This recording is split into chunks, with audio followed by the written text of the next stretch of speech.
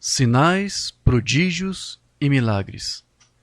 A mensagem Sinais, prodígios e milagres, Signs, Wonders and Miracles, foi pregada pelo irmão William Marion Branham e editada na forma de texto pelo reverendo Gordon Lindsay para a revista A Voz da Cura e publicada posteriormente em um livro intitulado Os Sermões de William Branham. Quero falar com você sobre cura. Você crê que Cristo é o seu curador? Ele é maravilhoso, não é? Vamos ler algumas escrituras. Então, a fé vem pelo ouvir e o ouvir pela palavra de Deus. Romanos 10, 17. Creio que estamos vivendo no cumprimento do antítipo da vocação dos filhos de Israel do Egito e da sua jornada para a terra prometida. Hoje estamos em marcha. Você crê que temos uma terra prometida? Sim. Na casa de meu pai há muitas moradas. Se não fosse assim, eu já vos teria dito: vou lhes preparar lugar. É isso mesmo? Uma promessa de vir novamente para receber você? Agora, quando Israel saiu do Egito, houve 3 etapas da viagem, que é um belo tipo das 3 etapas da igreja. Como Josué, que entrou e tomou as cidades que já estavam construídas, assim serão os mansos que herdarão a terra. Agora, eu quero que você observe que Deus providenciou tudo o que eles precisaram para a viagem. Eles simplesmente saíram pela fé crendo e começaram a viagem. Sempre que eles tinham necessidade de qualquer coisa, Deus providenciava.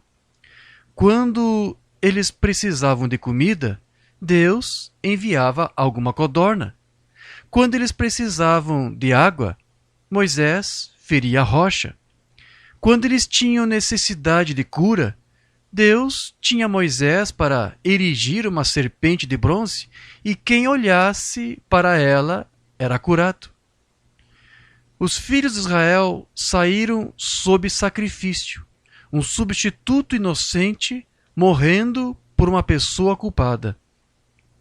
O cordeiro é uma imagem muito bonita do Cordeiro de Deus. Não havia um osso quebrado em seu corpo, assim como a Bíblia disse que não haveria nenhum osso do corpo de Jesus quebrado. Cristo foi morto por toda a congregação de Israel, que testemunhou a morte do Cordeiro. Israel disse que o seu sangue caia sobre nós. Foram eles que o condenaram. Ele foi morto ao entardecer, como o cordeiro era, um tipo muito bonito.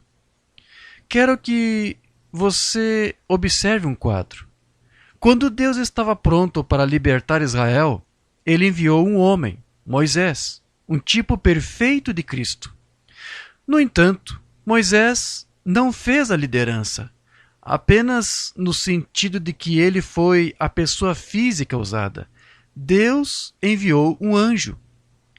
Deus estava preparando Moisés para uma grande obra. Primeiro de tudo, ele teve um nascimento estranho. Tão logo as pessoas viram que ele era uma criança peculiar e sem ter medo da ordem do rei, eles o esconderam nos juncos e a filha do faraó o criou. Houve 3 fases na vida de Moisés. Os primeiros 40 anos no Egito, depois 40 anos pastoreando ovelhas na parte de trás do deserto, e depois os últimos 40 guiando os filhos de Israel do Egito e através do deserto. Deus havia falado com ele, e ele pensou seriamente que Israel entenderia que Deus o havia chamado para o propósito de libertar a nação. Porém, eles não conseguiram entender. E então ele foi para o deserto, onde se casou com sua esposa. Deus o tinha lá fora, vestindo-lhe para o trabalho que ele tinha para ele fazer. Moisés tinha um temperamento e ele se casou com uma mulher etíope que tinha tanto temperamento quanto ele tinha. Ela provou isso quando chamou o marido de um marido de sangue. Eu imagino que eles tiveram alguns altos e baixos lá no deserto. Moisés estava recebendo um pouco de treinamento. Todos nós precisamos um pouco disso, não é mesmo? Então, quando Deus estava pronto para sair por ele, ele apareceu a Moisés na forma de um anjo em uma sarça ardente e guiou Israel. Ouça as palavras: Eis que eu envio um anjo diante de ti, para que te guarde pelo caminho, e te leve ao lugar que te tenho preparado. Guarda-te diante dele, e ouve a sua voz, e não o provoques a ira, porque não perdoará a vossa rebeldia, porque o meu nome está nele. Mas se diligentemente ouvires a sua voz e fizeres tudo o que eu disser, então serei inimigo dos teus inimigos e adversário dos teus adversários, porque o meu anjo irá diante de ti. Êxodo 23, 20 a 23.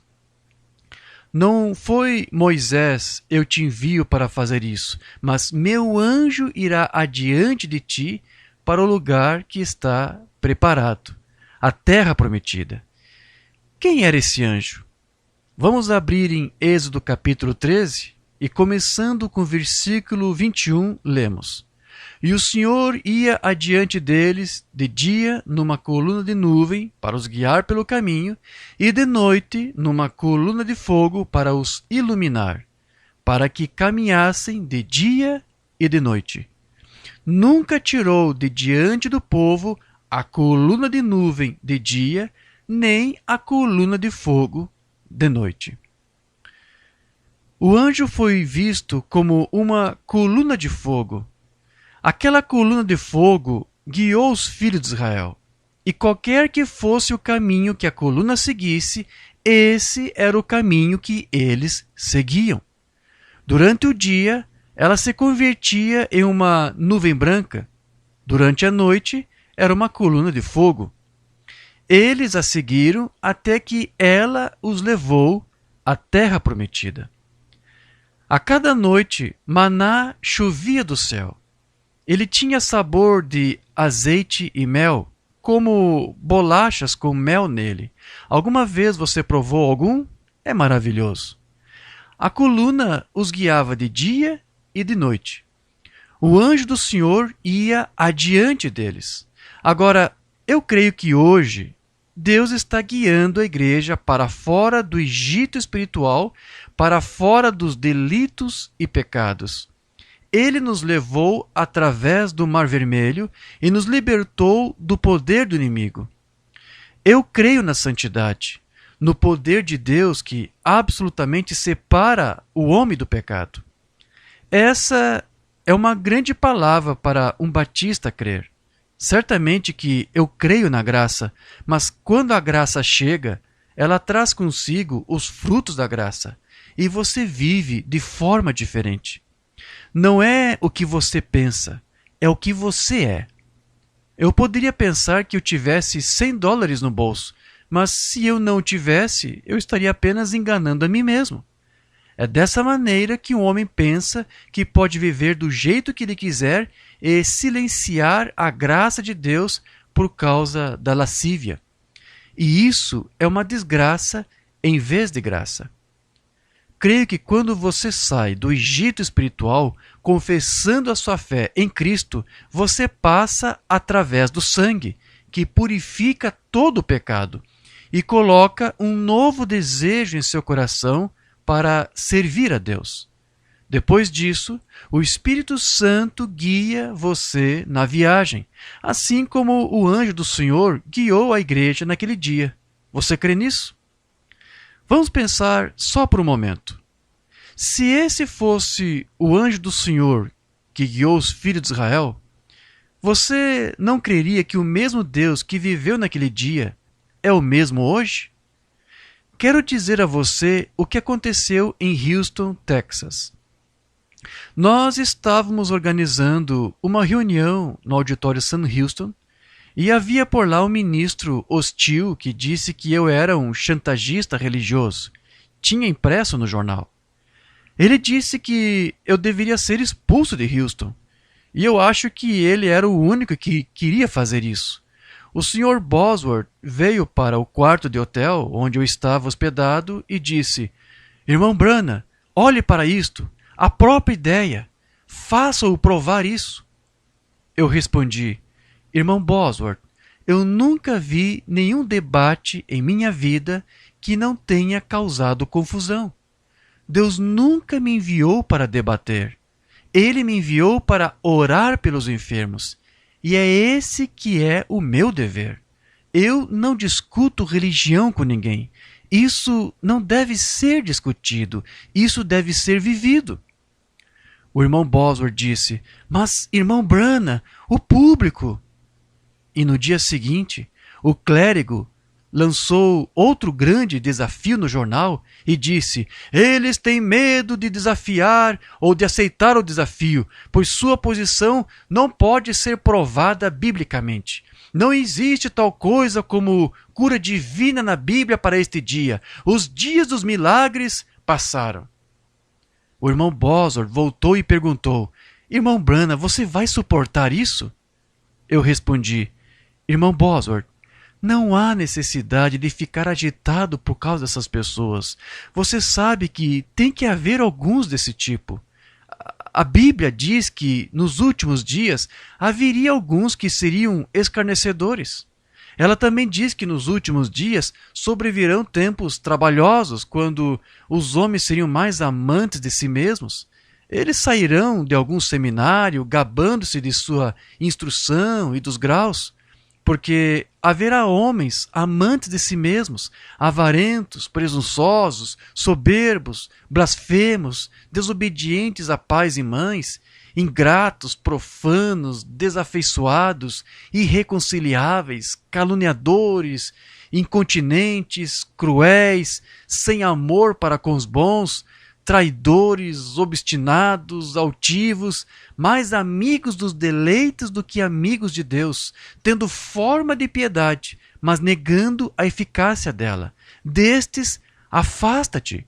2 Timóteo 3, 2-5. Eu disse para o irmão Bosworth: a Bíblia diz que haveria escarnecedores e nós os teremos. Mas, irmão Branham, é no público que eu estou pensando. Deixe-me responder a ele se você não quer. Eu respondi ao irmão Bosworth: eu não posso ir até lá e debater, porque se eu o fizer, isso me joga totalmente fora. Eu estou orando pelos enfermos. Milhares de pessoas estão participando e centenas estão sendo curadas. Por que discutir com as pessoas? Para saber se o pudim é bom, basta prová-lo. Se Deus está curando as pessoas, deixe que esses escarnecedores sigam em frente. Como Judas Iscariotes, há aqueles que não irão crer. Os verdadeiros e os falsos espíritos estão no mundo afora. Havia Esaú e Jacó, os irmãos gêmeos. Eles tinham o mesmo espírito individualmente, como Caim e Abel. A pessoa deixa este mundo, mas o espírito permanece. Ele levou Elias, mas deixou o espírito e veio sobre Eliseu. Ele veio sobre João Batista e virá novamente. O irmão Bosworth respondeu: deixe-me ir. Quero fazer algumas perguntas a ele relacionadas à atitude de Cristo para curar hoje. Ele nunca poderá respondê-las, não de acordo com o seu ensinamento da Bíblia. Então eu disse: tudo bem. Então ele declarou à imprensa que ele aceitaria o desafio. Os jornais de Houston espalharam a notícia do desafio em títulos de primeira página e naquela noite vieram pessoas de toda parte, de trem, de ônibus, de avião. Deus me mostrou que quando o confronto chegasse, ele ficaria do meu lado. Que quando os céticos e os demônios atacassem, ele ficaria do meu lado e que eles seriam derrotados. O pregador seminarista era um estudioso polido que conhecia todas as curvas e voltas. Sempre tenho dito que um pregador de seminário, não falando das escolas bíblicas que creem no poder de Deus, me fazia sempre lembrar uma incubadora de frangos. Ele não possui nenhuma mamãe para seguir. Ele é chocado pelo calor artificial. Esses pregadores podem saber de leitura, escrita e aritmética, mas sabem pouco sobre Deus. Sua religião consiste, na maior parte, de críticas daqueles que conhecem o poder de Deus. O pregador seminarista foi até um fotógrafo comercial e disse: "Vou esfolar a pele daquele velho homem, e quando eu fizer, vou colocar alguns sais de Epsom em seu couro para vê-lo queimar. E eu quero que você venha esta noite com a sua câmera. Tire 6 fotos de mim quando eu estiver na plataforma." Naquela noite, uma grande multidão havia comparecido. As revistas e jornais estavam representados em mesas especiais criadas para os repórteres. O Sr. Bosworth se levantou para falar. Ele disse: "Vi no jornal uma declaração feita de que o irmão Branham deveria ser expulso para fora da cidade. Eu acho que a cidade deveria gastar o seu tempo em pôr para correr para fora da cidade os contrabandistas e sua classe, em vez de um homem como o irmão Branham." Houve um grande elogio das pessoas e vi que o pregador seminarista não tinha muitos amigos naquela audiência. Eu não estava sentado na plataforma, mas estava com a minha esposa em uma das sacadas. O irmão Bosworth continuou: "Tenho muitas declarações de que a atitude atual de Cristo para com a cura divina é exatamente a mesma hoje de quando ele andou nas praias da Galileia. Se o meu adversário puder responder a qualquer uma destas, então eu estarei disposto a dizer que eu estou errado e sairei da plataforma. Mas isso deve ser provado pelas Escrituras. Eu farei a primeira pergunta. Eram os nomes compostos redentores do Senhor aplicados a Jesus? Sim ou não?" O pregador seminarista não responderia a ele sobre isso, pois um dos nomes redentores é Jeová Rafá, de Êxodo 15:26, que significa o Senhor nos cura. Se ele fosse Jeová Jiré, que significa o Senhor proverá um sacrifício, e isso estiver em vigor até hoje, então também deveriam estar os nomes redentores Jeová Rafá. O Sr. Bosworth saiu na frente, frio e reverentemente, até que ele costurou aquele homem por dentro e em torno das Escrituras, até que não houvesse um lugar para se mover. E ele sabia disso. Tudo que ele pôde fazer quando se levantou para tomar o seu lado disso foi dizer que ele não acreditava em milagres hoje, mas que, no momento da ressurreição, o corpo se vestiria da imortalidade. Era um argumento fraco, sem nenhuma prova da Bíblia, e o público mostrou seu desagrado por sua incredulidade. Por fim, ele disse: "Traga aquele curador divino na frente, deixe-me vê-lo realizar apenas um milagre nesta plataforma."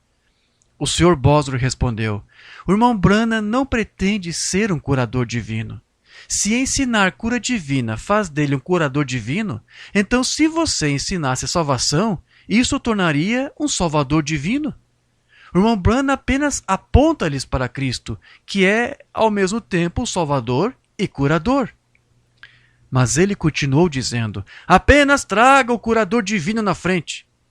Finalmente, o irmão Bosworth disse: "Agora, eu sei que o irmão Branham está no edifício. E se ele quiser vir e despedir a audiência, está tudo bem, mas ele não precisa fazer." Assim que o irmão Bosworth disse isso, eu senti algo. Eu sabia que o anjo do Senhor estava próximo. Eu disse para aqueles que estavam sentados comigo: isto é o Senhor. Comecei a ir até a plataforma. O pregador seminarista disse: somente um tonto crê nessas coisas. E algo nesse sentido de que a sua denominação não acreditava em cura. Ele era um batista. O irmão Bosworth se opôs com: me perdoe, quantos batistas estão aqui que estejam em boas condições para ficar de pé com a sua igreja e que foram curados? Cerca de 100 ficaram de pé. Neste momento, um dos diáconos do pregador seminarista ficou tão irritado que se voltou contra um dos nossos porteiros. Nesse momento, eu havia chegado à plataforma. Eu disse para a audiência: lamento que essas coisas tenham que acontecer. O pregador seminarista me disse, quando me virei para ele: como um homem, eu admiro você, mas o seu ensino está errado. E eu respondi: posso dizer a mesma coisa sobre você. Então, eu me virei de volta para a audiência e disse: lembrei-me esta noite do nosso mestre, quando ele alegou ser um profeta. Eles disseram que ele era Beelzebu. Quando eles o pegaram, eles amarraram suas mãos para trás e colocaram um pano sobre o seu rosto e bateram-lhe na cabeça com uma cana. Agora, eles zombavam: se tu és um profeta, profetiza e diga quem te bateu. Ele nunca abriu a sua boca para dizer uma palavra. Ele apenas deixou-os seguir em frente. Mesmo na cruz, seus críticos disseram: desça e prove a si mesmo. Esse mesmo Espírito vive hoje. É verdade que eu nunca aleguei ser um curador divino. Eu falei para milhões de pessoas, direta ou indiretamente, e nenhuma vez sequer eu disse que eu era um curador divino. Mas, muito pelo contrário, que eu não era um curador divino. Só Cristo é o curador. Eu lhes digo uma verdade: Deus jamais testemunhará a uma mentira. Eu lhes digo uma verdade de que Deus tem me seguido durante todos os dias de minha vida. Aquilo que Ele falou comigo quando eu, uma criança, de uma árvore, e muitas vezes mais tarde, mas finalmente sob a forma de um homem ou de um anjo que se aproximou de mim e me disse que era para eu ministrar ao enfermo e que ele foi enviado da presença de Deus para me dizer isto. Ele também me disse que eu iria para todas as partes do mundo e que eu oraria pelos enfermos. Quando eu lhe respondi e lhe disse que eu não poderia ir porque eu não tinha instrução e que não acreditariam em mim, ele disse que 2 sinais me seriam dados, como 2 sinais foram dados ao profeta Moisés. E quando esses sinais fossem realizados, as pessoas creriam. O anjo então se recompôs em uma coluna de luz e desapareceu do quarto. Eu passei a dizer que muitas vezes, desde então, uma coluna ou um halo de luz era visto perto de mim por centenas de pessoas quando eu estava pregando. Muitas outras coisas aconteceram. Eu não tenho nenhuma maneira de provar essas coisas por mim mesmo. Só Deus pode prová-las. Deus é a verdade. Ele não pode mentir. Eu continuei por vários minutos. Algumas pessoas se tornam tão ritualísticas e formais que elas nem conseguem ver a obra sobrenatural. E elas tentam formar suas próprias opiniões ao deduzir a coisa.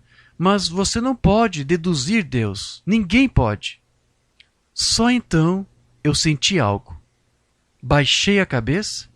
O anjo do Senhor havia descido.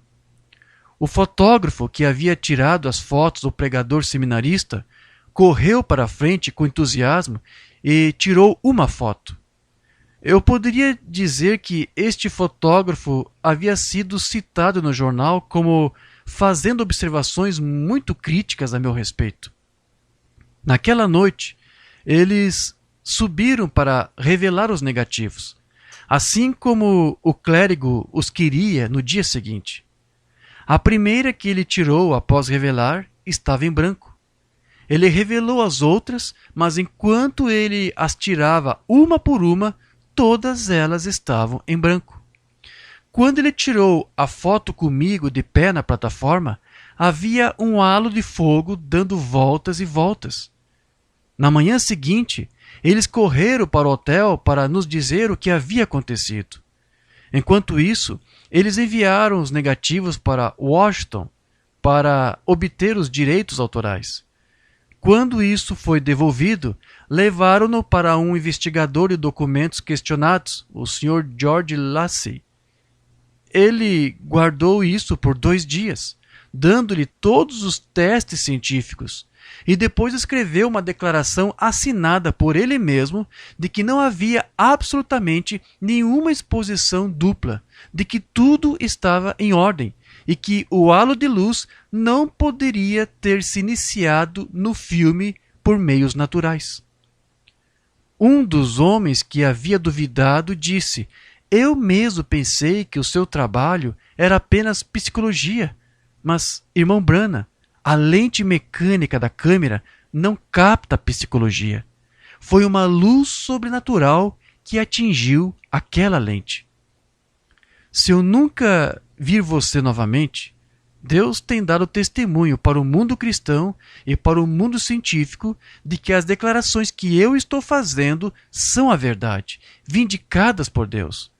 Onde outros ministros, por causa de sua instrução e inteligência, são capazes de vencer o inimigo, a única coisa que tenho em que confiar é no poder de Deus. Mas, irmão, isso é bom o suficiente para mim." Eu notei alguns minutos atrás que o congressista Upshaw entrou na reunião. Até que eu estivesse na Califórnia, nunca tinha visto e nem ouvido falar dele. Uma noite durante a reunião, vi pela visão um jovem rapaz caído e que feriu as costas em uma estrutura de madeira. Eu o vi mais tarde em um alto cargo. Eu testemunhei na reunião que eu tinha visto essa visão. Na noite seguinte, o irmão Baxter viu este homem. Eu olhei e lá estava o homem que esteve inválido e de muletas por 66 anos. Muitos desses anos ele havia gasto em uma cama com rodízios. Ele serviu como congressista da Geórgia durante 8 anos e mais tarde foi um candidato à presidência dos Estados Unidos. O irmão Upshaw tentou ser curado pelo médico, mas ao falhar adotou um slogan: "Não desanime e nunca desista." Ele escreveu livros e falou em faculdades por todo o país.